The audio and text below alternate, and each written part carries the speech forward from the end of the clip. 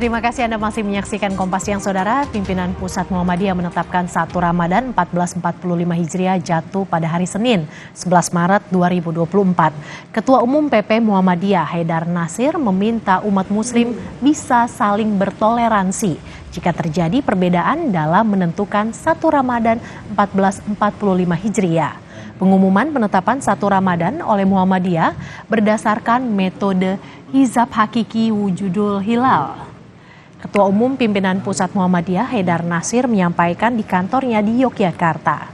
Selain 1 Ramadan, pimpinan Pusat Muhammadiyah juga telah menetapkan 1 Syawal 1445 Hijriah yang diyakini jatuh pada hari Rabu 10 April 2024. Dasar hasil hisab hakiki wujudul hilal yang dipedomani dari Majelis Tarjih dan Tasdid telah menetapkan bahwa awal puasa Ramadan atau 1 Ramadan tahun ini dimulai pada dan bersamaan dengan tanggal 11 Maret 2024. Pimpinan Pusat Muhammadiyah menghargai jika ada perbedaan karena perbedaan metode, dan karena kita sudah terbiasa dengan perbedaan itu, maka kita jalani untuk menjalankan ibadah Ramadan, Idul Fitri dan Idul Adha